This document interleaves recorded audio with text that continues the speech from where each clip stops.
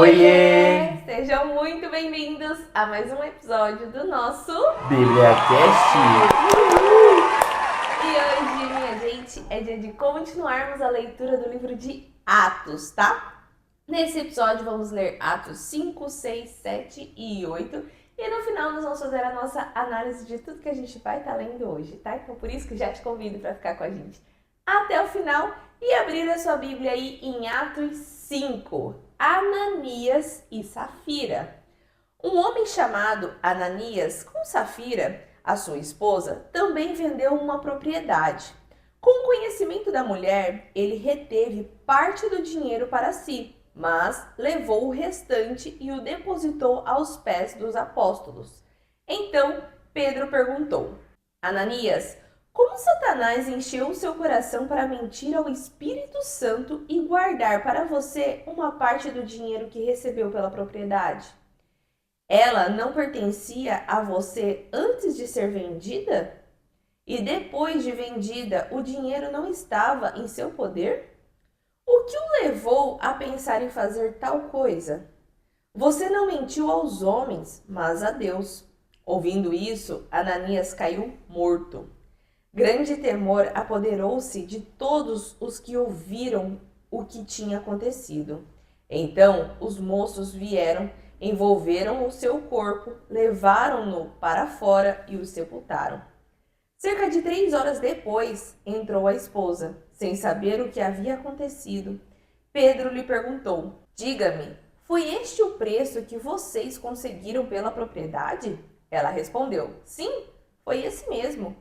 Pedro lhe disse: Por que vocês entraram em acordo para tentar o Espírito do Senhor? Veja, estão à porta os pés dos que sepultaram seu marido, e eles a levarão também. Naquele mesmo instante, caiu morta aos pés dele. Então os moços entraram e, encontrando-a morta, levaram-na e a sepultaram ao lado do marido. Grande temor apoderou-se de toda a igreja e de todos os que ouviram falar desses acontecimentos. Os apóstolos curam muitas pessoas. Os apóstolos realizavam muitos sinais e maravilhas no meio do povo. Todos os que creram costumavam reunir-se no pórtico de Salomão. Dos demais, ninguém ousava juntar-se a eles, embora o povo os tivesse em alto conceito. Em número cada vez maior, homens e mulheres criam no Senhor e lhes eram acrescentados, de modo que o povo também levava os doentes às ruas e os colocava em camas e macas para que, ao passar Pedro, pelo menos a sombra dele se projetasse sobre alguns. Afluíam também multidões das cidades próximas a Jerusalém, que levavam os seus doentes e os atormentados por espíritos imundos. Todos eram curados. Os apóstolos são perseguidos. Então, o sumo sacerdote e todos os seus companheiros, membros do partido dos saduceus, ficaram cheios de inveja. Por isso, mandaram prender os apóstolos, colocando-os em uma prisão pública. No entanto, durante a noite, um anjo do Senhor abriu as portas do cárcere, levou-os para fora e disse: Dirijam-se ao templo e relatem ao povo toda a mensagem desta vida. Ao amanhecer, eles entraram no pátio do templo, como haviam sido instruídos, e começaram a ensinar o povo. Quando chegaram o sumo sacerdote e os seus companheiros, convocaram o sinédrio, toda a assembleia dos líderes religiosos de Israel, e mandaram que os apóstolos fossem trazidos da prisão. No entanto, ao chegarem à prisão, os guardas não os encontraram ali. Então voltaram e relataram: Encontramos a prisão trancada com toda a segurança, com os guardas diante das portas, mas quando as abrimos, não havia ninguém.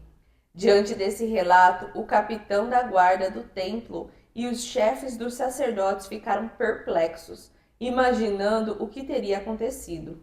Nesse momento, chegou alguém e disse: Os homens que o Senhor expuseram na prisão estão no pátio do templo, ensinando o povo. Então, indo para lá com os guardas, o capitão trouxe os apóstolos, mas sem o uso de força, pois temiam que o povo os apedrejasse. Tendo levado os apóstolos, apresentaram-nos ao sinédrio para serem interrogados pelo sumo sacerdote, que lhes disse: Demos ordens expressas a vocês para que não ensinassem neste nome. Contudo, vocês encheram Jerusalém com a sua doutrina e nos querem tornar culpados do sangue desse homem. Pedro e os outros apóstolos responderam: É preciso obedecer antes a Deus do que aos homens. O Deus dos nossos antepassados ressuscitou Jesus, a quem os senhores mataram, suspendendo-o em um madeiro. Deus o exaltou, elevando-o à sua direita como príncipe e salvador, para dar a Israel arrependimento e perdão de pecados. Nós somos testemunhas dessas coisas, bem como o Espírito Santo, que Deus concedeu aos que lhe obedecem. Ouvindo isso, ficaram furiosos e queriam matá-los. Entretanto, um fariseu chamado Gamaliel, mestre da lei, respeitado por todo o povo, levantou-se no sinédrio e pediu que os homens, por um momento, fossem retirados. Então lhes disse: Israelitas, considerem cuidadosamente o que pretendem fazer a esses homens. Há algum tempo apareceu Teudas, reivindicando ser alguém, e cerca de 400 homens se juntaram a ele. Ele foi morto e todos os seus seguidores se dispersaram e acabaram em nada. Depois dele, nos dias do recenseamento, apareceu Judas, o galileu, que liderou um grupo em rebelião. Ele também foi morto e todos os seus seguidores foram dispersos. Portanto, neste caso, eu os aconselho: deixem esses homens em paz e soltem-nos. Se o propósito ou a atividade deles for de origem humana, fracassará. Se proceder de Deus, vocês não serão capazes de impedi-los, pois se acharão lutando contra Deus. Eles foram convencidos pelo discurso de Gamaliel. Então chamaram os apóstolos e mandaram açoitá-los. Depois ordenaram-lhes que não falassem no nome de Jesus e os deixaram sair em liberdade. Os apóstolos saíram do sinédrio, alegres por terem sido considerados dignos de serem humilhados por causa do nome. Todos os dias, no templo e de casa em casa, não deixavam de ensinar e anunciar que Jesus é o Cristo. Atos 6. A escolha dos 7. Naqueles dias, crescendo o número de discípulos, os judeus de fala grega entre eles queixaram-se dos judeus de fala hebraica, porque suas viúvas estavam sendo esquecidas na distribuição diária de alimento. Por isso, os 12 reuniram todos os discípulos e disseram: Não é certo negligenciarmos o ministério da palavra de Deus, a fim de servir às mesas. Irmãos, escolham entre vocês 7 homens de bom testemunho, cheios do Espírito e de sabedoria. Passaremos a eles essa tarefa e nos dedicaremos à oração e ao ministério da palavra. Tal proposta agradou a todos. Então escolheram Estevão, homem cheio de fé e do Espírito Santo, além de Filipe, Prócoro, Nicanor, Timon, Parmenas e Nicolau, um convertido ao judaísmo, proveniente de Antioquia. Apresentaram esses homens aos apóstolos, os quais oraram e lhes impuseram as mãos. Assim a palavra de Deus se espalhava. Crescia rapidamente o número de discípulos em Jerusalém. Também um grande número de sacerdotes obedecia à fé. A prisão de Estevão. Estevão, homem cheio da graça e do poder de Deus, realizava grandes maravilhas e sinais entre o povo. Contudo, levantou-se oposição dos membros da chamada Sinagoga dos Libertos, dos judeus de Cirene e de Alexandria, bem como das províncias de Cilícia e da Ásia. Esses homens começaram a discutir com Estevão, mas não podiam resistir à sabedoria e ao espírito com que ele falava. Então subornaram alguns homens para dizerem: Ouvimos Estevão falar palavras blasfemas contra Moisés e contra Deus. Com isso, agitaram o povo, os líderes religiosos e os mestres da lei, e prendendo Estevão, levaram-no ao sinédrio. Ali apresentaram falsas testemunhas que diziam: Este homem não para de falar contra este lugar santo e contra a lei, pois o ouvimos dizer que esse Jesus, o Nazareno, destruirá este lugar e mudará os costumes que Moisés nos deixou. Olhando para ele, todos os que estavam sentados no sinédrio viram que o seu rosto parecia o rosto de um anjo. Atos 7. O discurso de Estevão diante do sinédrio. Então, o sumo sacerdote perguntou a Estevão: São verdadeiras estas acusações? Ele respondeu: Irmãos e pais, ouçam-me. O Deus glorioso apareceu a Abraão, o nosso pai, estando ele ainda na Mesopotâmia, antes de morar em Harã. Ele disse: Saia da sua terra e do meio dos seus parentes e vá para a terra que eu lhe mostrarei. Então ele saiu da terra dos caldeus e se estabeleceu em Harã. Depois da morte do pai, Deus o trouxe a esta terra, onde vocês agora vivem. Deus não lhe deu nenhuma herança aqui, nem mesmo o espaço de um pé, mas lhe prometeu que ele e depois dele os seus descendentes possuiriam a terra, embora naquele tempo Abraão não tivesse filhos. Deus lhe falou desta forma: a sua descendência será estrangeira em uma terra estrangeira, onde também serão escravizados e oprimidos por 400 anos. Eu, porém, castigarei a nação a qual servirão como escravos, disse Deus. E depois de tudo sairão dali e me adorarão neste lugar. Então deu a Abraão a aliança da circuncisão.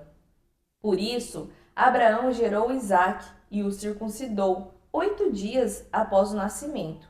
Mais tarde, Isaque gerou Jacó e este os 12 patriarcas. Os patriarcas, tendo inveja de José, venderam-no como escravo para o Egito. Deus, porém, estava com ele e o libertou de todo o seu sofrimento, dando a José favor e sabedoria diante do faraó, rei do Egito, que o constituiu governador do Egito e de todo o seu palácio.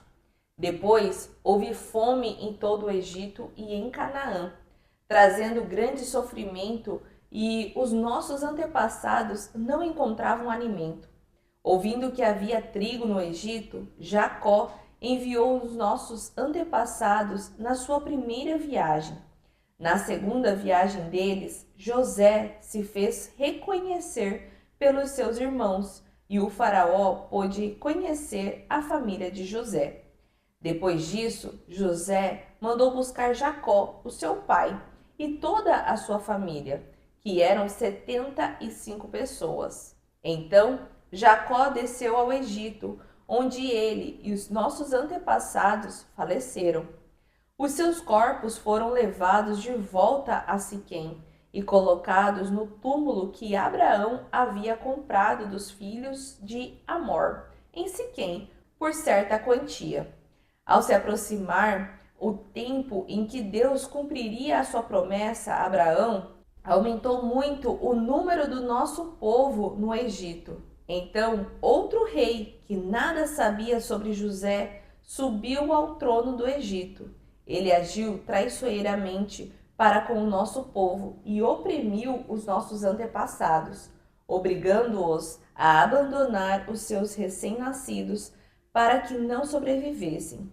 Naquele tempo, nasceu Moisés, que era bonito aos olhos de Deus. Por 3 meses, ele foi criado na casa do seu pai. Quando foi abandonado, a filha do faraó o tomou e o criou como seu próprio filho. Moisés foi instruído em toda a sabedoria dos egípcios e veio a ser poderoso em palavras e obras. Ao completar 40 anos, Moisés decidiu visitar os seus irmãos israelitas. Ao ver um deles ser maltratado por um egípcio, saiu em defesa do oprimido e o vingou, matando o egípcio. Ele pensava que os seus irmãos entenderiam que Deus o estava usando para salvá-los, mas eles não o compreenderam. No dia seguinte, Moisés dirigiu-se a 2 israelitas que estavam brigando e tentou reconciliá-los, dizendo: Homens, vocês são irmãos, por que ferem um ao outro? Contudo, o homem que maltratava o outro empurrou Moisés e disse: Quem o nomeou líder e juiz sobre nós? Quer matar-me como matou o egípcio ontem? Ouvindo isso, Moisés fugiu para a terra de Midian, onde viveu como estrangeiro e teve 2 filhos. Passados 40 anos, um anjo apareceu a Moisés em meio às labaredas de uma sarça em chamas no deserto, perto do monte Sinai. Vendo aquilo, Moisés ficou atônito. Aproximando-se para observar, ouviu a voz do Senhor: Eu sou o Deus dos seus antepassados, o Deus de Abraão, o Deus de Isaque e o Deus de Jacó. Moisés, tremendo de medo, não ousava olhar. Então o Senhor lhe disse: Tire as sandálias dos pés, pois o lugar em que você está é terra santa. De fato, tenho visto a opressão sobre o meu povo no Egito. Ouvi os seus gemidos e desci para livrá-los. Vem agora, e eu o enviarei de volta ao Egito. Este é o mesmo Moisés que tinham rejeitado com estas palavras. Quem o nomeou líder e juiz? Ele foi enviado pelo próprio Deus para ser líder e libertador deles, por meio do anjo que lhe apareceu na sarça. Ele os tirou de lá, fazendo maravilhas e sinais na terra do Egito, no Mar Vermelho e no deserto durante 40 anos. Este é aquele Moisés que disse aos israelitas: Deus levantará dentre os seus próprios irmãos um profeta como eu. Ele estava na congregação, no deserto, com um anjo que lhe falava no monte Sinai e com os nossos antepassados. Foi ele que recebeu palavras vivas para transmiti-las a nós. Os nossos antepassados, porém, recusaram-se a obedecer-lhe. Ao contrário, rejeitaram-no e, no seu coração, voltaram para o Egito. Eles disseram a Arão: Faça para nós deuses que nos conduzam, porque a esse Moisés, o homem que nos tirou do Egito, não sabemos o que aconteceu. Naquela ocasião, fizeram um ídolo em forma de bezerro. Trouxeram-lhe sacrifícios e fizeram uma celebração em honra ao que suas mãos tinham feito. Deus, porém, afastou-se deles e os entregou à adoração dos astros, conforme o que foi escrito no livro dos profetas. Foi a mim que vocês trouxeram sacrifícios e ofertas durante os 40 anos no deserto, ó povo de Israel? Em vez disso, levantaram o santuário de Moloque e a estrela do seu deus Renfã, ídolos que vocês fizeram para adorar. Portanto, eu os enviarei para o exílio, para além da Babilônia. No deserto, os nossos antepassados tinham o tabernáculo da aliança, que fora feito segundo a ordem de Deus a Moisés, de acordo com o modelo que ele tinha visto. Tendo recebido o tabernáculo, os nossos antepassados o levaram, sob a liderança de Josué, quando tomaram a terra das nações que Deus expulsou de diante deles. Esse tabernáculo permaneceu nessa terra até a época de Davi, que recebeu o favor de Deus e pediu que ele lhe permitisse providenciar uma habitação para o Deus de Jacó. Foi Salomão, porém, quem lhe construiu a casa. Todavia, o Altíssimo não habita em casas feitas por homens, como diz o profeta. O céu é o meu trono, e a terra o estrado dos meus pés. Que espécie de casa vocês edificarão para mim? Diz o Senhor. Ou onde seria o meu lugar de descanso? Não foram as minhas mãos que fizeram todas essas coisas? Povo rebelde, obstinado de coração e de ouvidos, vocês são iguais aos seus antepassados. Sempre resistem ao Espírito Santo. Qual dos profetas os seus antepassados não perseguiram? Eles mataram aqueles que prediziam a vinda do justo, de quem agora vocês se tornaram traidores e assassinos. Vocês que receberam a lei por intermédio de anjos, mas não lhe obedeceram. O apedrejamento de Estevão. Ouvindo isso, ficaram furiosos e rangeram os dentes contra ele. Estevão, porém, cheio do Espírito Santo, levantou os olhos para o céu e viu a glória de Deus e Jesus em pé, à direita de Deus. Então disse: Vejo os céus abertos e o Filho do Homem em pé, à direita de Deus. Eles, porém, taparam os ouvidos e, dando fortes gritos, lançaram-se todos juntos contra ele. Arrastaram-no para fora da cidade e começaram a apedrejá-lo. As testemunhas deixaram os mantos deles aos pés de um jovem chamado Saulo. Enquanto apedrejavam Estevão, este orava: Senhor Jesus, recebe o meu espírito. Então caiu de joelhos e bradou: Senhor, não os consideres culpados deste pecado. Tendo dito isso, adormeceu. Atos 8. E Saulo estava ali, consentindo na morte de Estevão. A perseguição e a dispersão da igreja.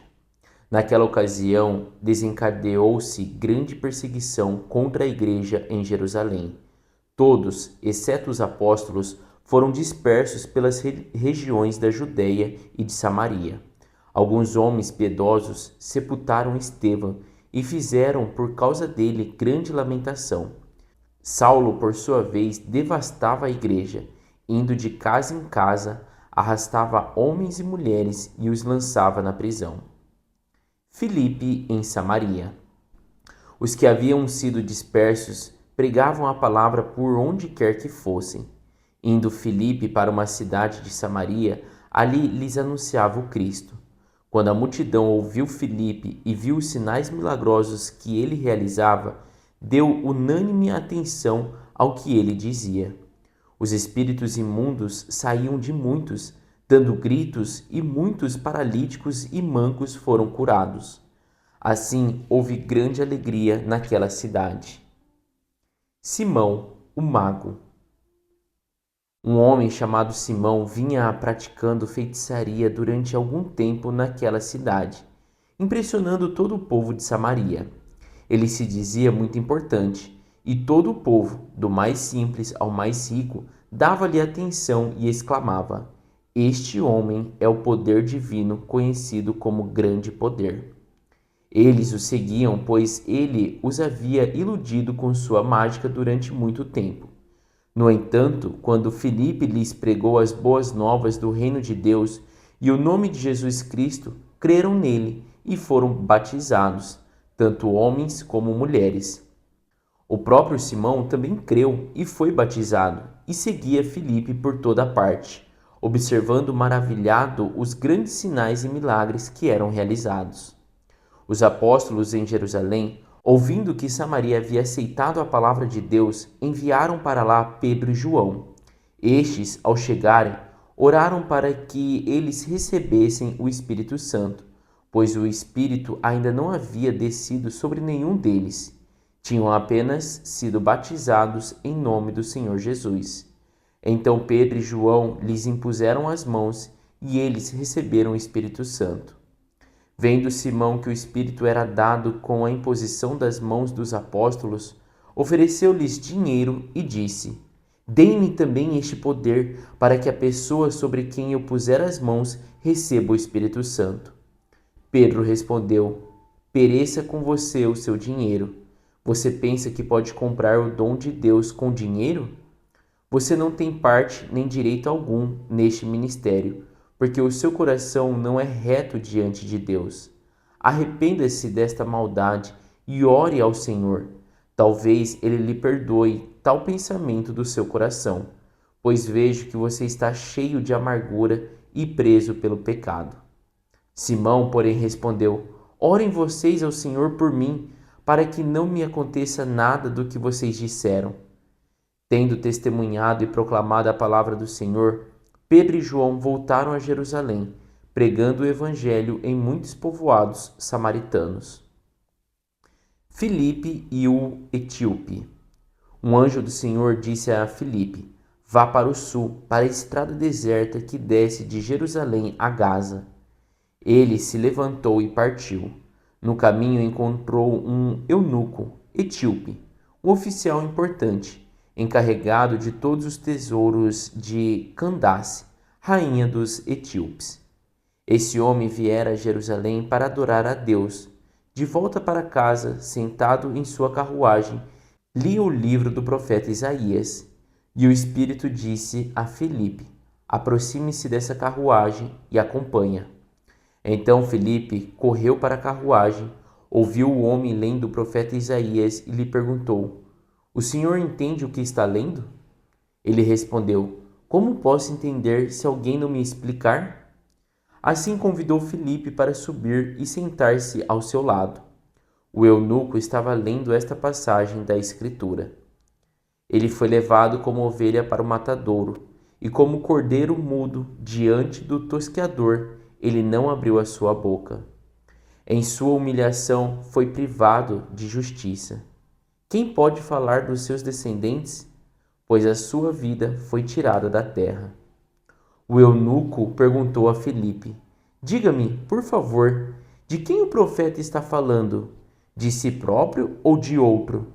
Então Filipe, começando com aquela passagem da Escritura, anunciou-lhe as boas novas de Jesus. Prosseguindo pela estrada, chegaram a um lugar onde havia água. O eunuco disse: Olhe, aqui há água. Que me impede de ser batizado? Disse Filipe: Você pode, se crê de todo o coração. O eunuco respondeu: Creio que Jesus Cristo é o Filho de Deus. Assim deu ordem para parar a carruagem. Então Filipe e o eunuco desceram a água e Filipe o batizou. Quando saíram da água, o Espírito do Senhor arrebatou Filipe repentinamente. O eunuco não o viu mais e, cheio de alegria, seguiu seu caminho. Filipe, porém, apareceu em Azoto e, indo para Cesareia, pregava o evangelho em todas as cidades pelas quais passava. E assim nós finalizamos a nossa leitura de hoje.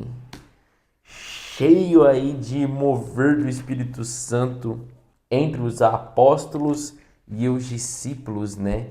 Exatamente. E o aparecimento aí agora, né, de mais uma pessoa muito importante na história do Novo Testamento, né? Que começa de um jeito muito ruim, né?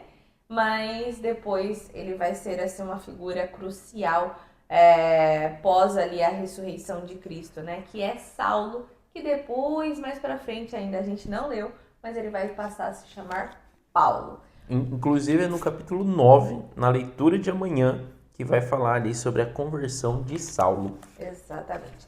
Mas começando ali a falar sobre Atos 5, né, gente? A gente viu a história de um casal chamado Ananias e Safira.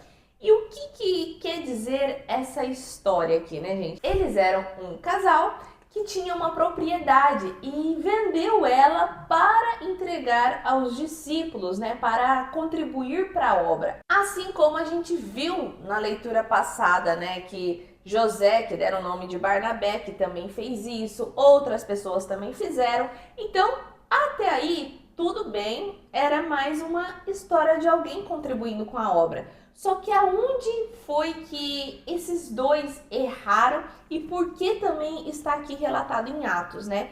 Eles erraram não pela mesquinhez deles, gente. A propriedade era deles, o dinheiro e a intenção de vender ou não vender era eles que tinham, né? Então tava tudo bem e assim é conosco também. Se a gente quer contribuir com a obra, se a gente quer vender as nossas coisas, tá tudo bem. O erro é você mentir para Deus, né? Você mentir para o Espírito Santo. Porque aqui eles quiseram o quê? Ocultar, achando que o Espírito Santo não iria saber, né? Não o Espírito Santo em si, né? Mas os discípulos não iriam saber que eles pegaram uma parte do dinheiro. Então seria assim, nossa, que bondosos vocês são e tudo mais, entregaram todo o dinheiro da propriedade. E, e é interessante assim que eles, né, quando você faz a leitura aqui, Ananias e Safira falaram, ó, vamos dar um exemplo, né, para ficar mais fácil. Nós vamos vender uma casa e dar todo o dinheiro desta casa para a obra de Deus. Então foi algo que partiu deles. Ninguém obrigou, ninguém deu um direcionamento falando, olha, Vocês Deus precisam fazer isso. Exato, Deus falou comigo. Então é tipo como eles pegassem, vendessem uma casa, um exemplo, por R$ 200.000 e na hora de entregar eles falam, olha, vamos reter 50 mil para nós e falamos, né, para todo mundo que a gente vendeu a casa por 150 mil e a gente fica com 50. E isso fala desde o versículo 1 e 2 ali, que fala que isso foi de comum acordo entre o casal, né? Então os dois falaram, então tá bom, vamos fazer isso. Então eles vendem a casa por 200 mil, um exemplo, né? E levam 150 mil falando assim, ó, aqui está todo o dinheiro da casa que vendemos. É esse que foi, né, gente, o pecado. Colocando aí como um exemplo para ficar até mais fácil. Exatamente. E aí, o que acontece? Eles são questionados, né? Primeiro vai um homem ali a entregar e fala que aqui está todo o dinheiro. E Pedro caminha com o Espírito Santo, né, gente? Tanto é que fala que é Pedro mesmo que pergunta, né, e fala: Ananias, como Satanás encheu o seu coração para mentir ao Espírito Santo e guardar para você uma parte do dinheiro que recebeu pela propriedade? Então ali ele vem fazendo várias perguntas, mas mostrando que o que ele sabe não é assim, tipo, ele ficou bisbilhotando e viu o que fez e agora tá fingindo que tá jogando verde, sabe aquele, vou jogar verde para ver se você fala. Não, é o próprio Espírito Santo que fala ali por meio de Pedro, né? Então ali ele até fala, né? Ouvindo isso, Ananias caiu morto, porque não deu nem tempo de Ananias responder, porque ele já estava agindo de má fé, né? O coração dele era traiçoeiro, vamos dizer assim. E logo em seguida chega a mulher e Pedro pergunta também para ela, né? Diga-me, foi este o preço que vocês conseguiram pela propriedade? E ela disse, sim, foi esse mesmo. E aí ela também cai morta. E, gente, aqui não é uma questão também, a gente precisa deixar muito claro e aquebrantado o nosso coração, porque é aquele negócio, um texto fora do contexto é só um pretexto para a gente começar a julgar e falar as coisas E a criar suas respeito. próprias teorias, né? Exatamente. Principalmente quando se envolve dinheiro e igreja, gente. Já existiu vários escândalos aí e muita gente, quando toca na questão de dinheiro, já começa a endurecer o coração e tudo mais. Aqui, gente, não era que eles estavam errados em reter para eles. É tudo bem, não é que você precisa vender as suas coisas e dar tudo para a igreja. Não precisa disso. O que não precisa é você mentir para parecer que você é super generoso. É aí que tá o problema. É a intenção do teu coração, tá? Se você quiser vender tudo, vamos dizer assim, deu R$ 1 milhão e você quiser doar só R$ 10 para a igreja, tá tudo bem, é do teu coração, é o seu consentimento, é o que você acha que a igreja merece e tá tranquilo, não tem nenhum momento aqui da Bíblia que fala, não, se você vendeu, você tem que dar tudo porque é tudo. Não, a gente sabe que tudo que temos é de Deus e veio de Deus. Até aí, beleza. Mas aí vem do teu coração o que você quer doar para a igreja e também a tua honestidade de falar se você quer falar também por quanto vendeu, o que é. Mas não queira se passar por algo que você não é. É aí que tá o pecado que eles cometeram, tá? E depois a gente vê um outro tópico falando sobre os apóstolos curarem muitas pessoas. E, gente, aqui a gente vê que teve esse mover muito ali do Espírito Santo. E é legal quando a gente olha o que acontecia quando eles caminhavam com Jesus, né? Eles ficaram abismados quando Jesus fez as primeiras curas, né? E agora eles estavam dentro desse poder também, porque o próprio Jesus falou, né? Eu vou e deixo com vocês a minha autoridade, o meu Espírito Santo, né? Então é isso que é legal, e até mesmo o Jason fala bastante. O que é bacana é que Deus deixa a autoridade. Não é assim, eu te deixo o meu poder. Não é um poder, é autoridade no nome de Jesus. E ali eles estavam curando, né? Tanto é que fala que colocavam as pessoas em macas, em camas, e queria que só pela sombra de Pedro elas fossem curadas, né? E depois, né, nós fomos para o tópico de os apóstolos serem perseguidos, né? Então aqui a gente vê esse início mais forte ali, né, dessa perseguição. A gente já viu na leitura anterior, né, que Pedro e João foram perseguidos, assim, entre aspas, né, foram levados a falar com o Sinédrio por conta que Pedro curou o aleijado lá, né? Então a gente está vendo aqui novamente essa rixazinha ali com os meninos, né? Então antes eles já tinham sido advertidos, né? E ordenados a não falar mais em nome de Jesus. E ali e tal, conversaram e foram libertados. E agora aconteceu que os sumos sacerdotes e todos os seus companheiros, membros do partido dos saduceus, ficaram cheios de inveja desses apóstolos. E, gente, um parênteses. Quem são os apóstolos? Os apóstolos são os que caminharam, que eram os discípulos de Jesus. Então, seria assim, após a ressurreição dele, eles receberam uma escala superior de discípulos. Porque depois, né, desse caminhar todo, que eles estão cada um pregando o evangelho e tudo mais, cada um vai ter os seus discípulos, cada um vai ter os seus seguidores, que eles vão estar instruindo no caminho e tudo mais. Então, agora, quando se toca no nome de apóstolos, fala a respeito ali dos 12 discípulos de Jesus, tá? Só para entendermos melhor. E aqui, o que aconteceu? E mandaram prender esses discípulos, né, esses apóstolos, e deixaram eles trancafiados, com guarda cuidando e tudo mais. Só que ao amanhecer, eles já estavam livres, e foram livres por meio de um anjo, né? Fala até que apareceu um anjo e soltou eles e direcionou eles, né, para que fossem pregar no templo, ali no pátio do templo, né? E quando amanhece, né, o próprio Sinédrio convoca que aqueles rapazes que foram presos venham e conversem com eles. E quando eles vão ali para ver aonde para soltar eles, né? E ver que os guardas estão ali, que a prisão tá toda trancada, tudo, mas quando abre eles não estão.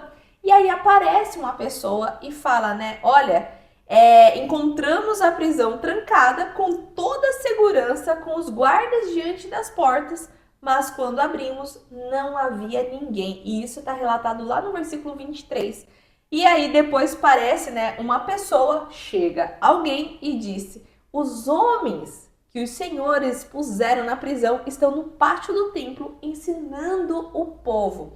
E, gente, para entender também, o pátio do templo ali de manhã era muito cheio, né? Era um lugar de muita atividade, então era um lugar propício para que os apóstolos pregassem as boas novas. Então ali, instruído pelo anjo, né, eles foram fazer o que foram ordenados, né? E ali logo quando... E isso é um detalhe interessante, porque imagina que você está preso e um anjo vem e te solta, né? O nosso intuito às vezes é falar, aproveitar essa oportunidade e vazar, tchau, né? Vou fugir, vou mudar de cidade, vou mudar de país, fazer alguma coisa desse tipo, porque estamos sendo perseguidos. E é aqui que entra, né? Tipo assim, a contraditória das coisas, né? Como Deus é. Tipo assim, sejam ousados, não tenham medos, né? Não tenham medo, né? Então, tipo assim, vocês foram soltos, mas vocês podem continuar ali no templo, continue a pregar, né? Então, tipo assim, é como eles foram soltos e tava, tipo, embaixo do nariz dos guardas, dos Do sumo sacerdotes, tudo sacerdote. ali dentro do pátio do templo, continuando ensinando, né?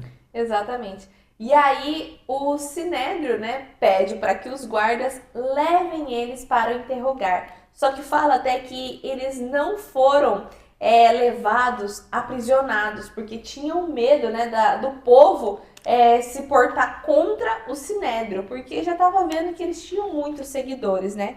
E quando levam para diante do Sinédrio, eles mesmos falam, né? Demos ordens expressas a vocês para não ensinarem neste nome. E eles nem tinham a capacidade de falar no nome de Jesus ou coisa do tipo. Era neste nome. Contudo, vocês encheram Jerusalém com a sua doutrina e nos querem tornar culpados do sangue desse homem. E aí, né, Pedro, com ousadia do Espírito Santo, fala, né, é preciso obedecer antes a Deus do que aos homens. Ele não questiona ele nada, ele só afirma. É preciso obedecer a Deus antes de obedecer aos homens, né? O Deus dos nossos antepassados ressuscitou Jesus, a quem os senhores mataram, suspendendo em um madeiro. Então aqui também esse 30 que ele fala ali, né, o versículo 30, é para sim mostrar que vocês são culpados do sangue de Jesus que foi derramado, porque eles ficam assim, agora vocês querem me deixar culpado por esse sangue?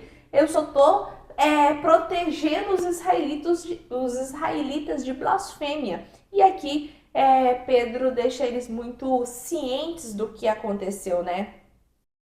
E aí ele até continua, né?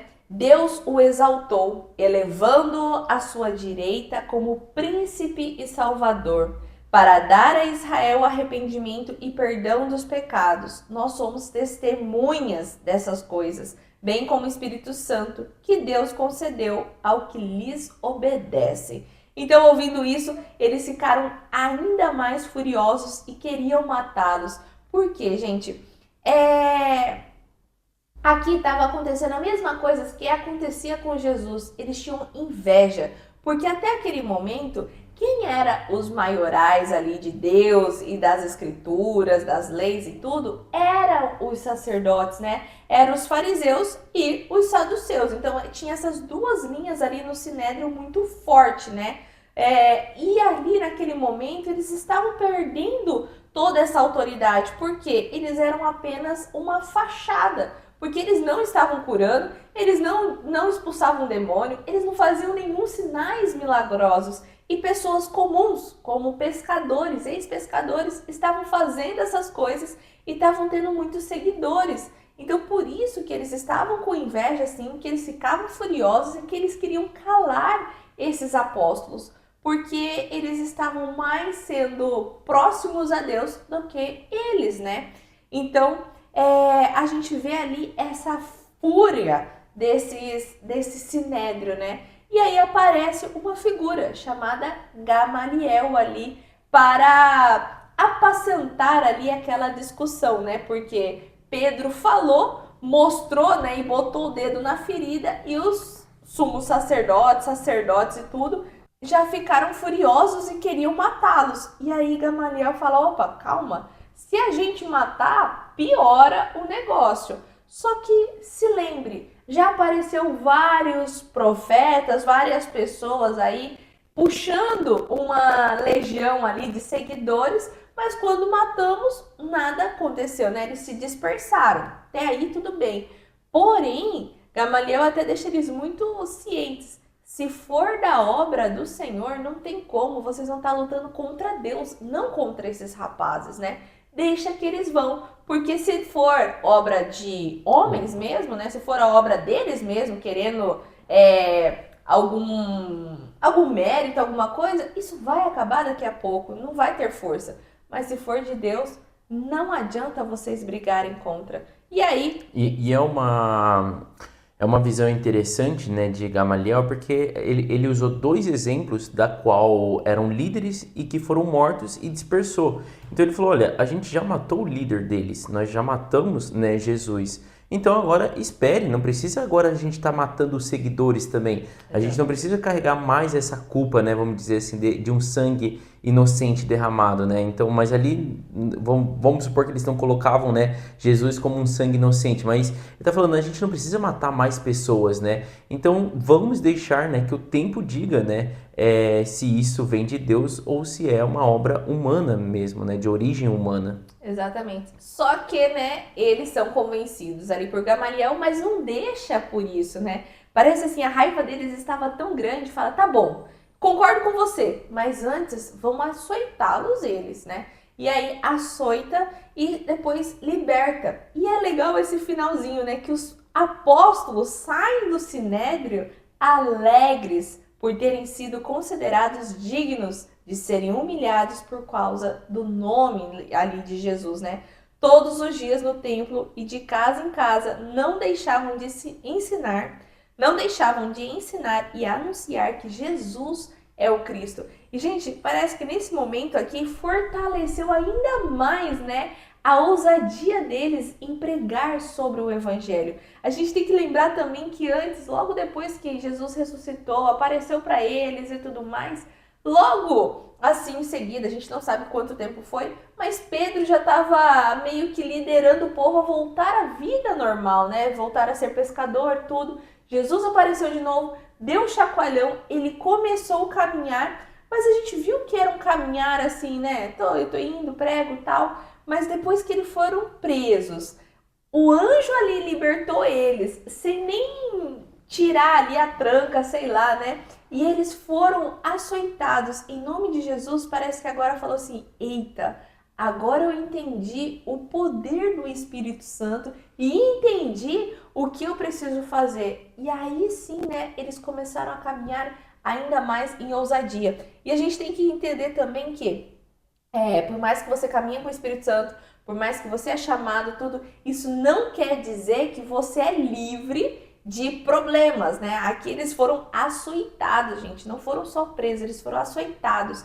Mas você precisa entender qual é o teu chamado e que Deus está contigo, né? Apesar das aflições, apesar das coisas que vão acontecer, ele não disse que seria um mar de rosas, mas ele disse para confiar nele, né? Então isso que é preciso que nós cristãos também saibamos e tenhamos essa consciência para não acreditar num falso evangelho, né? Porque às vezes a gente acha assim, só de estarmos lendo a Bíblia, pregando e falando, vai ser tudo good vibes. E não é assim.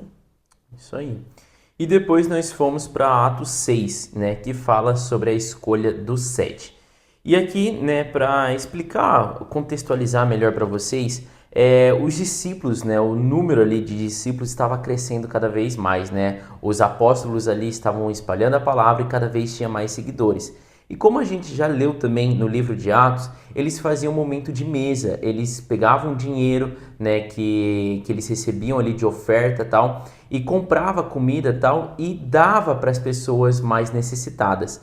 E aqui diz, né, que os judeus de fala grega entraram em uma queixa ali com os judeus de fala hebraica. Então aqui, gente, vamos dizer assim, um dos primeiros problemas relatados sobre o crescimento que estava tendo ali dessa igreja primitiva, né? Que a gente até explicou que igreja primitiva, essa nomenclatura, é da igreja ali do primeiro século, desse movimento que estava tendo ali das primeiras igrejas, né? Após a ressurreição de Jesus Cristo, né? E fala que eles estavam discutindo, né? Esses judeus de fala grega, gente, são judeus que nasceram, né, ali em Israel e foram morar na Grécia, foram morar em cidades que eram dominadas pelos gregos. E eles retornam para Jerusalém. Então, por isso que ali eles são considerados os judeus de fala grega, né, e que se queixam com os judeus de fala hebraica, ou seja, os judeus que eram nativos ali, que nasceram e viveram ali em Jerusalém.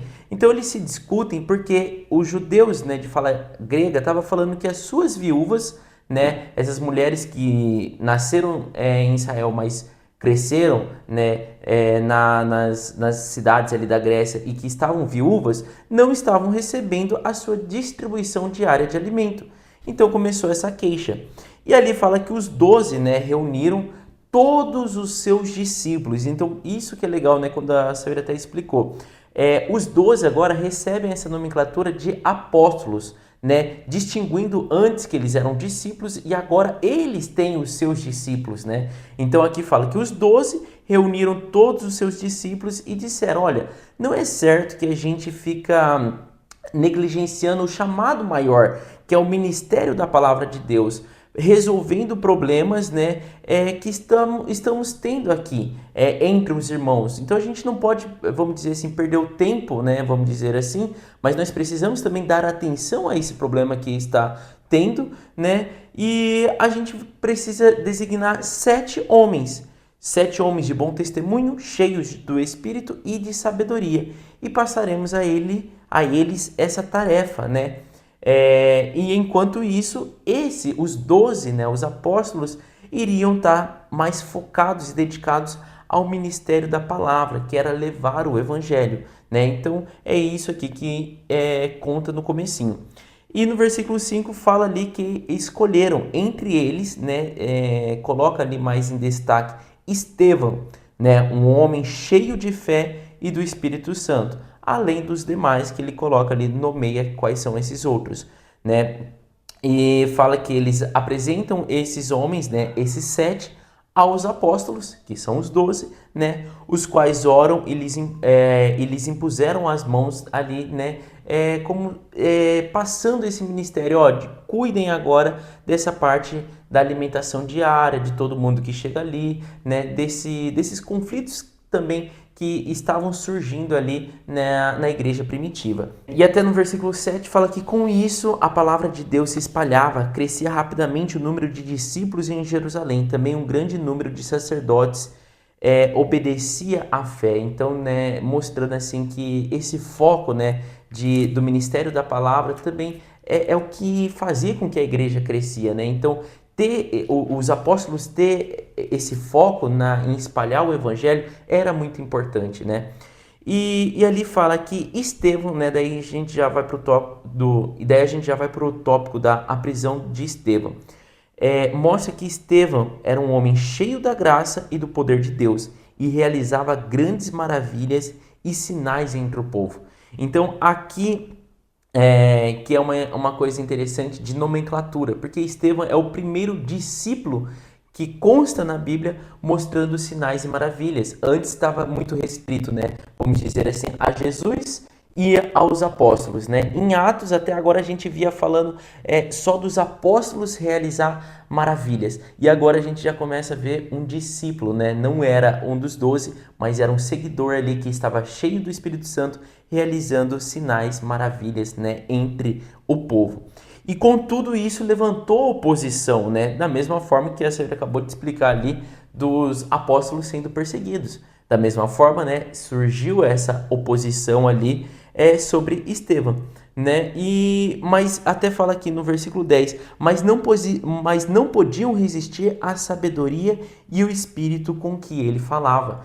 Então mostra ali que, né, Estevão, né, o espírito habitava nele e ele sabia argumentar com muita sabedoria celestial, né, e o espírito ali guardava ele sobre os argumentos, nas falas, e não conseguiam encontrar alguma forma de prender, né, ou de capturar ali Estevão. Como a gente viu, né, Jesus passando por isso, os apóstolos aqui passando por isso também, esse tempo inteiro ali o Espírito Santo protegendo eles, né, pelos argumentos e falas, né? Só que, né, a raiva, né, como a senhora até falou, a inveja era tanta, né, que eles subornaram alguns homens e disseram: olha, é para vocês dizerem que ouviram Estevão falar palavras blasfemas contra Moisés e contra Deus. Beleza? Né? Vocês fazem isso, toma aqui o dinheirinho de vocês e vocês só têm que dar esse falso testemunho. E com isso, né, agitaram o povo ali, os líderes religiosos, e conseguiram, né, prender Estevão e levaram ao sinédrio, e com isso também levaram essas falsas testemunhas, das quais eles compraram ali, né? E eles falaram: este homem não para de falar contra este lugar, contra o santo e contra a lei, não para de falar ali, dizendo que Jesus destruirá esse lugar e mudará os costumes que Moisés nos deixou, né? Então ali sempre, né, achando uma forma ali de levar um castigo, trazer um castigo a Estevão. E uma coisa muito bacana ali, né? No finalzinho, no versículo 15, fala ali, né? Que todos os que estavam sentados ali no sinédrio viram que o seu rosto parecia o rosto de um anjo. Então, gente, isso é uma coisa que chama atenção, assim, de ver a unção que esse homem tinha, né? O quão cheio do Espírito Santo ele era. Até essa parte aqui e o discurso que a Sueli vai falar agora, que foi lido no capítulo 7, eu acredito muito que quem relata tudo isso foi Saulo, né, que depois é Paulo, porque é ele quem estava presente ali também, né, aquilo era de portas fechadas, né, então eu acredito que foi Saulo que conta isso a Lucas, que escreve Atos. Então imagina, tipo assim, ver que até os próprios ali que queriam acusar Estevão conseguem reconhecer que ele tava assim ungido, Nossa. né? Que o rosto dele era como de um anjo, né? Então isso é uma coisa legal de ressaltar. Exatamente. E depois ele vem falando o discurso, né, diante de todo o sinédrio. E aqui fala, né, que o sumo sacerdote pergunta a Estevão: são verdadeiras essas acusações? Sendo que eles mesmos compraram essas acusações, né, gente? A gente precisa entender que a mesma coisa que aconteceu ali com Jesus está acontecendo também com Estevão, né? E aqui na Bíblia até fala que provavelmente esse sumo sacerdote possa ser Caifás, o mesmo que interrogou também Jesus, né? E ali ele responde de uma forma muito sábia, assim como ele estava, né, com o rosto como de um anjo, ele não era ele que estava falando, né? A sabedoria vinha do Espírito Santo. E aqui ele começa, né? Irmãos e pais, ouçam-me. O Deus glorioso apareceu a Abraão. E quando começa, gente, Abraão mostra pra gente que ele vai começar a relatar desde lá de antes mesmo de Moisés. Então mostra sobre a fidelidade do povo com Deus, mostrando que quem tinha a promessa foi Deus com os escolhidos, que eram os israelitas. Só que quando ele vem detalhando ali, né, mostrando sobre Abraão, mostrando quando ele foi para a terra prometida, né, que Deus já tinha falado, olha, saia da sua parentela e vá para onde eu vou te guiar. E ali Abraão, né, foi confiando em Deus sem nem saber para qual era a terra. E aquela terra era onde foi entregue posteriormente para os israelitas, né? E é legal que ele até cita falando, olha, Deus prometeu para ele que a parentela dele iria habitar ali e tudo mais, e Abraão não tinha nem filhos. Então ele confiou no Senhor. Então mostra esse início de uma confiança e de um respeito, né?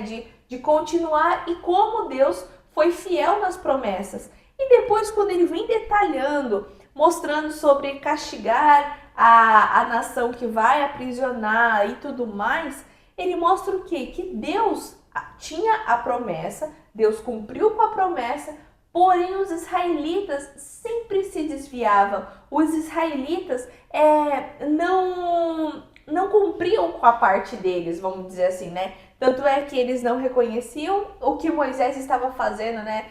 Eles mesmos acusaram Moisés ali quando ele ainda não era nada ali para eles, mas foi para proteger os israelitas. E ali eles agiram de má fé, né? Aqueles dois rapazes falaram, uai, você não é líder, quem te designou líder e juiz sobre nós, né? Você vai nos matar assim como você matou os seus irmãos ali?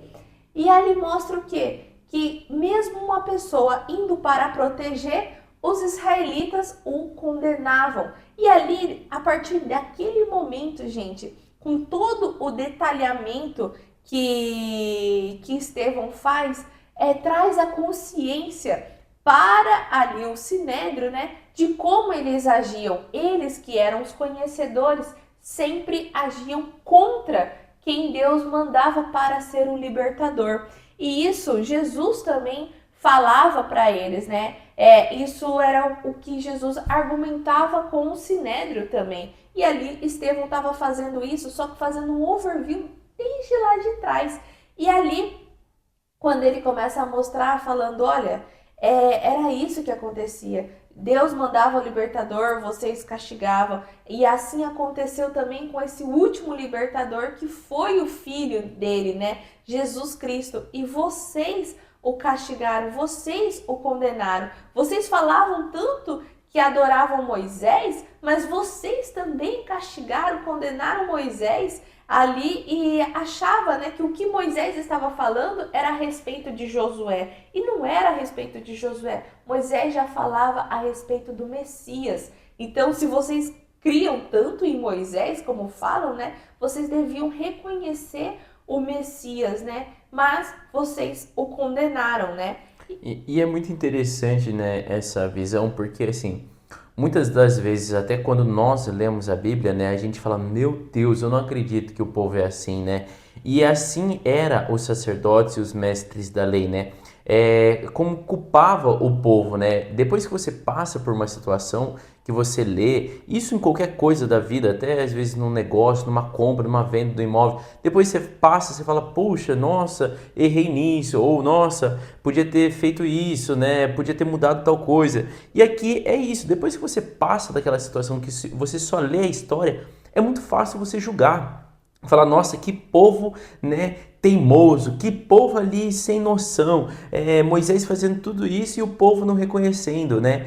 E isso era uma atitude, né, dos sacerdotes e que a gente tem que vigiar para a gente também não agir dessa forma. Porque é muito fácil você colocar o dedo no pecado do outro, é muito fácil você colocar o dedo, né, na culpa do outro, mas você não reconhecer o seu pecado, você não reconhecer a sua falha, né? Então é esse entendimento aqui que Estevão estava trazendo. Vocês, né, idolatram de certa forma tanto Moisés, idolatram assim Davi, respeitam tanto, né, a leitura, trazendo essa honra para Moisés, falando que o povo ali, né, foi um povo obstinado, um povo rebelde, mas vocês estão sendo igual esse povo agora, né, com o Messias, com Jesus Cristo, né? Inclusive o versículo 51, ele traz essa conclusão, né, mais forte ali, direcionando para os sacerdotes como um intuito de tipo, abra a visão de vocês. Vocês estão sendo igualzinho o povo daquela época. Você está sendo igual o povo que mandou perseguir e matar todos os profetas que vieram também durante o período babilônico ali, que foi o exílio ali, que mandou perseguir Isaías, que mandou perseguir Jeremias. Então, Esdras. Então, tipo, vocês estão sendo iguais. É muito fácil depois de passar por isso falar, nossa, que povo errado, né? Mas o povo é eles, o povo é nós. Então, tipo assim, vigie, né? Para não colocar o dedo, né? Na culpa do outro e falar, olha, o teu pecado, né? Muitas vezes é o nosso pecado, né? Exatamente. Só que o que acontece? Eles ficam furiosos, né, gente? Com tudo que Estevão fala, e ali começa esse. E ali vem esse momento do apedrejamento, né? Porque naquela época, gente, eles não matavam com arma, essas coisas e tudo mais. Eles levavam para ser apedrejado. E esse momento onde Estevão fala e tudo mais, é igual Jason já tinha dito, né? Quando falou sobre o capítulo 6. Estava a portas fechadas. Esse julgamento, essa conversa, tudo estava a porta fechada. E agora, como eles ficam irados e tudo, eles ouvindo isso, né? Fala até no versículo 54. Ficaram furiosos e rangeram os dentes contra ele. Estevão, porém, cheio do Espírito Santo, levantou os olhos para o céu e viu a glória de Deus e Jesus em pé à direita de Deus. E ainda disse, né? Assim, seria para piorar mais a situação de Estevão diante do Sinédrio. Vejo os céus abertos e o Filho do Homem em pé à direita de Deus. Eles, porém, taparam os ouvidos e, dando fortes gritos, lançaram-se todos juntos contra ele, arrastando-o para fora da cidade e começaram a apedrejá-lo.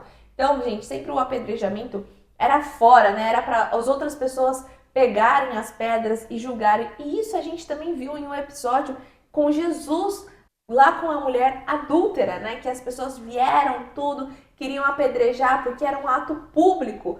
Por que público, gente? Para ser como exemplo para os outros não fazerem. Então, eles não apedrejavam à escondida. Eles apedrejavam ali na frente dos outros. Igual a crucificação também foi na frente das pessoas para falar assim, olha, esse tá morrendo como exemplo para que outras pessoas também não façam as mesmas coisas. Então aqui seria assim, para Estevão, né? Já que esse está falando tanto em nome de Deus, ele vai morrer aqui apedrejado, né? E que vai ser na frente das outras pessoas, para que não tenha mais propagação de pessoas falando em nome de Jesus ali, né, em si.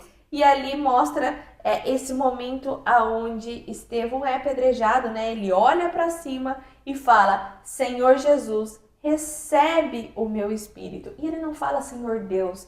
Então aqui é esse momento que mostra quem é o caminho, né? É Jesus. Então, Senhor Jesus, recebe o meu espírito. Senhor, não os considere culpados deste pecado. E tendo dito isso, adormeceu, gente. Então, ele teve uma morte ali, né? Diante do povo, no apedrejamento, só porque ele estava reconhecendo Jesus e mostrou essa sabedoria que ele tinha, né? Mas o Sinédrio, com inveja, com fúria de tudo que estava acontecendo, manda ser castigado, né? E nesse finalzinho da explicação da Sayuri que fala, né, que as testemunhas deixaram seus mantos aos pés de um jovem chamado Saulo.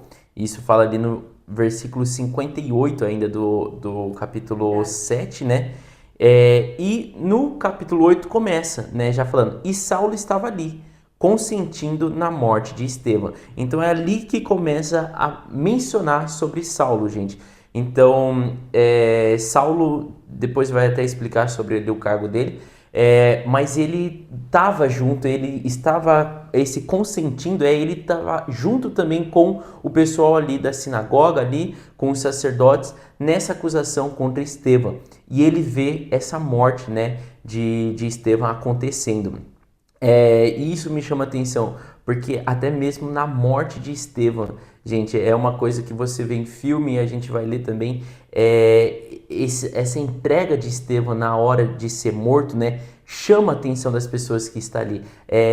Né, Senhor, não os considere culpados deste pecado, é uma das coisas que Paulo, né, depois Saulo vai falar e que representa, mostra em alguns filmes como aquilo perturbava Saulo, de tipo assim, meu Deus, a gente tá matando esse cara, a gente tá jogando pedra e ele ainda tem capacidade de pedir, né, para Jesus não nos considerar pecadores, né? Então isso é uma coisa legal aqui que tá, né, escrito nessa parte aqui. E daí ele começa o tópico ali falando sobre a perseguição e a dispersão da igreja. Então, depois desse momento, gente, depois de mais, vamos dizer assim, depois de Jesus, outra pessoa, né, que morreu ali, declarando Jesus sendo Cristo, foi Estevão. E depois disso, isso trouxe ali uma grande perseguição. Então, alguns filmes também, né, tem um filme, eu acho que é Saulo. Paulo, que relata isso, né, que... Apóstolo Paulo, né? Que foi o estopim ali, né, então, depois disso... todo o Sinédrio entra num acordo, né, vamos dizer assim, revogando aquilo que eles tinham decidido com Gamaliel e falando assim, olha, chega, é a hora agora de perseguir todos aqueles que falam que Jesus é o Cristo, todos aqueles que colocam ali Jesus sendo o Filho de Deus. E é legal também, gente, porque Jesus já havia dito isso para os apóstolos, para os discípulos dele. E principalmente naquele momento onde ele leva Pedro e mais um discípulo para orar junto, né? E quando vê, eles estavam dormindo. E aí ele fala assim, nossa, vocês precisam estar orando, né? Para preparar o espírito para o que vai vir, porque vocês vão ser perseguidos e tudo mais. Então, esse momento aqui está acontecendo o que Jesus já havia avisado, né? E é bacana para não ser assim algo aleatório, né? Nossa, estão perseguindo agora até eles. Não, Jesus já sabia disso daqui e já tinha preparado os discípulos dele para esse momento. E uma coisa interessante que a morte, né, o adormecimento ali, que eu acho legal essa palavra colocada, né? Ele adormeceu, ele não morreu, mas isso que aconteceu com Estevão também tinha um propósito muito grande, porque eles ainda estavam concentrados muito em Jerusalém, estavam espalhando a mensagem tudo em Jerusalém, e quando começa essa perseguição é quando a palavra começa a espalhar por todos os lugares. Então até fala ali, né? Houve grande perseguição e todos, exceto os apóstolos, foram dispersos pelas regiões da Judéia e de Samaria. Então eles foram dispersos, mas ainda pregando, não era fugindo, mas eles começam a sair, exceto os apóstolos, né, que eram os 12. Então assim, a gente vê que é a partir dali que começa também um movimento maior, gente. Então, como a senhora falou, todas essas coisas tem propósito, tem plano, né? É um plano de Deus ali, né? E Jesus também já tinha falado isso, né? Primeiro começaria um movimento em Jerusalém, depois no restante de Israel, para depois até os confins da terra. Tinha, vamos dizer, quase que essa ordem de pregação, né? Ali também no versículo 2 fala que alguns homens, né, piedosos sepultaram, enterraram ali Estevão, não deixaram ele ali, o corpo dele ali, e fizeram uma grande lamentação. E Saulo, por sua vez, devastava a igreja, indo de casa em casa, arrastava homens e mulheres e os lançava na prisão. Então é isso, né, que retrata num dos filmes aí, que ele simplesmente chegava e falava: você considera Jesus o Cristo? Jesus é o Senhor da sua vida? Você falava, era, pronto, já levava preso ali mesmo, já ia para ser condenado ali, alguma coisa desse tipo, né? E é bacana também da gente entender o porquê que eles faziam isso, né, gente? Eles agiam dessa forma pensando que estavam defendendo a Deus pela blasfêmia que aquele povo estava fazendo. Então, eles faziam tudo isso em nome de Deus. Então, por isso que é preciso que a gente entenda isso e que nós também entendamos melhor as escrituras para não tirar um texto fora do contexto ali, para a gente se apoiar e falar assim, estamos defendendo a causa. É isso que Deus quer. Mas espera aí, leia tudo, né? Tenta entender se realmente você está agindo em nome de Deus ou contra Deus, né? Então aqui, essa ação de Saulo mesmo, de ir nas casas e tudo mais, amando de todo o Sinédrio também estava achando que eles estavam embasados nas escrituras e que eles estavam defendendo a blasfêmia que estavam fazendo contra Deus, né? Isso mesmo. E depois a gente vai para o tópico falando de Filipe em Samaria.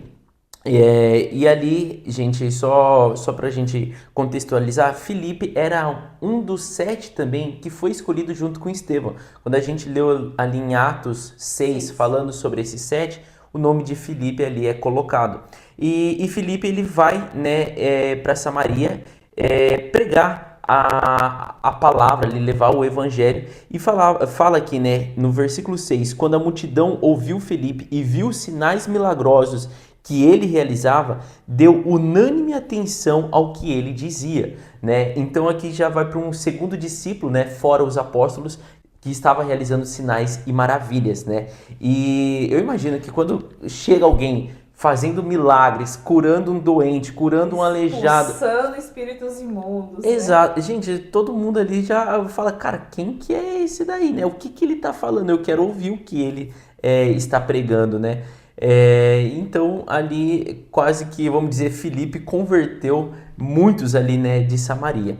E daí a gente vai para o tópico chamado Simão o Mago, né? E fala ali que na região de Samaria havia um homem chamado Simão que praticava feitiçaria, né? E durante algum tempo naquela cidade ele impressionava todo o povo de Samaria, desde os mais ricos até os mais pobres.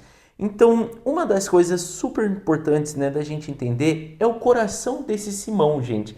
Ele gostava de chamar atenção, né? Ele gostava de ter a atenção das pessoas porque ele realizava magias, né? Então, isso é uma coisa da gente buscar, né, e entender ali o que passava na cabeça de Simão, né?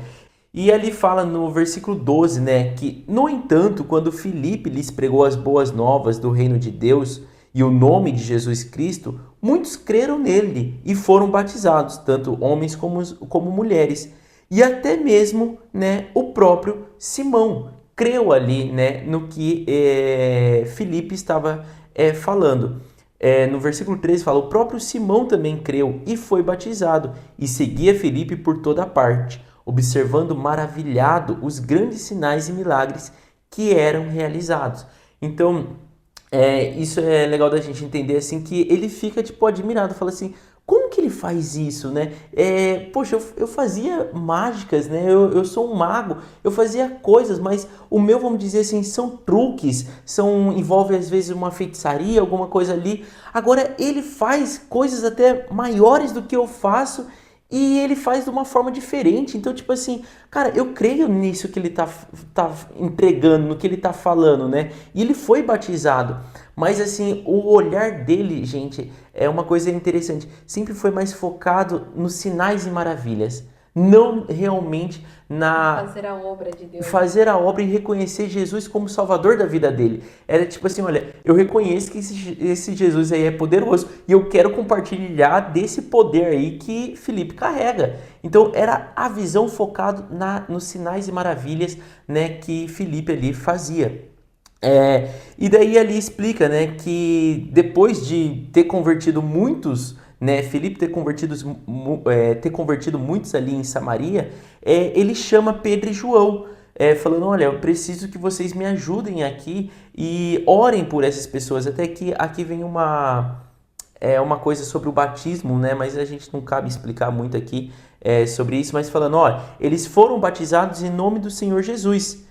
Mas eles precisam ser batizados no Espírito Santo também, precisam receber o dom deixado por Jesus, que é o Espírito Santo, né? Então Felipe pede essa ajuda ali e João e Pedro vão para lá e fazem uma oração impondo as mãos, né? É isso que é legal. No versículo 17 fala: então Pedro e João lhes impuseram as mãos e eles receberam o Espírito Santo.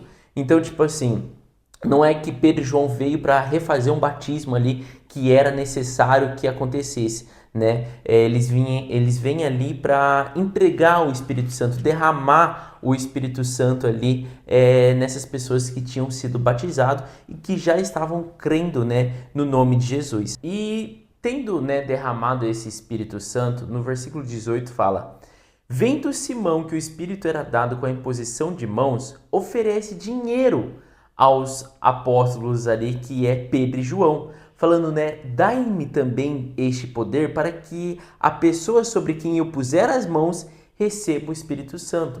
E é interessante a gente ver essa posição, gente, de Simão, porque era um pedido genuíno, não era uma coisa maldosa no coração dele. Só que o foco estava totalmente errado, fugia, né, do propósito ali do Espírito Santo. Talvez ele até iria cobrar também para derramar o Espírito Santo em outra pessoa. Mas ele queria, né, o poder, não para ele guardar para si, mas era para ele, né? Ele falou, eu quero ter esse poder de pôr as mãos e derramar também o Espírito Santo sobre uma outra pessoa, né? E ele oferece ali até dinheiro. Então, de uma forma genuína, mas totalmente pecaminosa, fugindo totalmente do propósito, né? Que é ter o Espírito Santo habitando dentro de nós, né? E Pedro responde ali no 20, né? Fica com o seu dinheiro, né? Pereça com você o seu dinheiro. Você pensa que pode comprar o dom de Deus com dinheiro, né? Então é trazendo cai em si, né? Vê o que você está pedindo, isso não é magia, né? né? Exato. Você não tem parte nem direito algum neste ministério, porque o seu coração não é reto diante de Deus. Então trouxe, né, essa noção para Simão, tipo, vigia. Olha, você está pedindo uma coisa, né, genuína para você, mas o seu coração está totalmente focado, né, nesses sinais e maravilhas de ter ele com você, né? Mas é legal o finalzinho ali, como Pedro termina, ele colocar no 22. Arrependa-se dessa maldade e ore ao Senhor. Talvez ele lhe perdoe tal pensamento do seu coração, pois vejo que você está cheio de amargura e preso pelo pecado. Não é tipo assim, nossa, pelo amor de Deus, Simão, olha o que você está pedindo, fica com seu dinheiro e queima no inferno, você está perdido, seu coração imundo. Não, é tipo assim, Pedro faz uma repreensão e ainda chama ele, tipo assim, olha, mas arrependa-se dessa maldade e ore, e possa ser que, né, Deus ainda haja na sua vida, né, mude aí a sua vida. Então isso é legal a forma ali, né, como Pedro coloca. E daí Simão ainda fala, né, orem vocês ao Senhor por mim, para que não me aconteça nada do que vocês disseram, né, tipo assim, isso daqui é uma coisa interessante. Muitas das vezes as pessoas pedem isso, né? Ora por mim, ora por tal coisa, ora para que meu coração mude. Gente, isso é uma coisa de cada um, é individual. Nós podemos entregar, nós podemos falar da palavra de Deus, mas o coração é algo individual. Não cabe, sei lá, Pedro, um apóstolo, ou um pastor, ou um bispo, alguém maior orar por você porque tal coisa vai acontecer. O poder não está nessa pessoa, não é ela que orando por você tal coisa vai acontecer. Isso vem de Deus. Então cabe você falar assim: Senhor, vigia meu coração, transforma o meu coração, né? Sonda o meu coração, né? Mude as coisas de lugar, arrume, né? É uma decisão que tem que partir de cada um, individual, né? E é legal da gente entender também, gente, que por mais que a gente às vezes olhe para outra pessoa, que nem assim, se for colocar na balança, né? Simão ali, totalmente falado como um pecador e tudo mais, não conhecia da palavra, e diante de Pedro, João ali e Filipe. Ele também pode pensar assim, olha, você tem mais comunhão com Deus, se você orar, vai ter mais força. E isso nós também, inconscientemente, também achamos, às vezes, quando estamos diante de um pastor, diante de uma pessoa mais fervorosa, achamos que a oração daquela pessoa pode alcançar melhor a Deus. E isso é igual o Jason gosta muito de usar a palavra, é muito genuíno. Mas o que Deus deseja mesmo conosco é esse coração aquebrantado de reconhecer e orar a Ele pedindo sobre algo, tá? Não é sobre o quão fervoroso é uma pessoa, o quanto de tempo aquela pessoa tem caminhando. Às vezes você que nunca caminhou com Deus, ouvindo sobre tudo isso, aquebranta teu coração e ora por você mesmo, né? Para que melhore. Vai acontecer algo melhor para ti do que um pastor, do que eu, Jason, orando por você. Então é isso que ele tá chamando a atenção, né? Que não é sobre quem vai estar orando por você, mas é sobre o seu coração estar inclinado para Deus, tá? E depois nós vamos ali para o tópico, né, de Filipe e de Felipe e o etíope, né? E ali fala que um anjo aparece, né? Um anjo do Senhor disse a Felipe: vai para o sul, para a estrada deserta que desce de Jerusalém a Gaza, né? Tipo, vai entregar, porque Samaria, gente, era para o norte e agora está direcionando, né, Felipe para ir para o sul, para a direção de Gaza. E Felipe, né, obedece imediatamente, né, e levanta cedo e parte. E no caminho encontrou um eunuco etíope. Aqui, gente, esses dois adjetivos colocados aqui sobre esse homem é muito importante. Não é à toa que estão falando aqui, né? Um eunuco e um etíope.